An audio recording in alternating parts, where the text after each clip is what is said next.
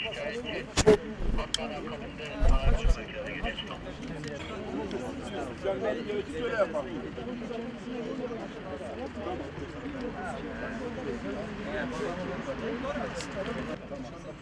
dedi, buçukta oradayım dedi de.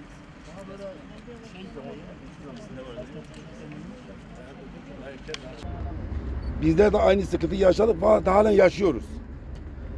Meralarımız, arazilerimizin hepsi inşaat yapılması için yapılaşmaya açıldı. Depremzedelere yaşam alanı inşa ediliyor diye kendi yaşam alanımızı tahrip edilip yok olmasına, tüm yollarımızın tahrip olmasına ses çıkartmadık. Çünkü insanlarımız bir an önce evlerine kavuşması için aynı hassasiyeti biz de gösterdik. Ancak ki görüldü ki depremin üstünde 20 ay bir zaman geçmesine rağmen mahallemizin yolları kullanılmaz, arazi tarımları yapılmaz, mahalle sakinleri mahallede oturmaz, hayvancılığımız bir kere yok oldu. Hayvancılık bitti. Hayvancılık 200'de sona erdi, bitti yani. Artık hayvancılık 200'de olamaz. Öncelikle Hüseyin Atılgan Sokak Grup Yolu 200 Seyit Uşağı, Atalar, Yalınkaya ve Gevrik bu mahallelerin aynı zamanda da mezra ve yayla yolu olmasına rağmen kullanılmaz hale sadece tahrip olmuştur.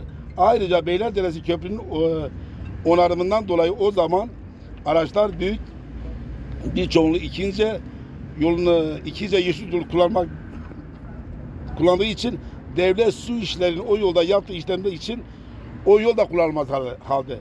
Bizlerin daha fazla mağdur olmaması için bir an önce gereken yapılmasını arz ederim. Hepinize teşekkür ederim. 10 gün sonra gelip yapacağız.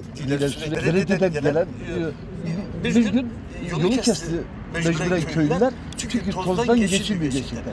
Ya insanın, siz de biliyorsunuz, basın da bunu bilir. Yani tozun olduğu bölgede insanlar nasıl oturacak? 10 gün sonra tamam dediler ama halen 20 ay geçti, yapılmadı. Belediyenin bir an evvel bu işi yapması gerekir.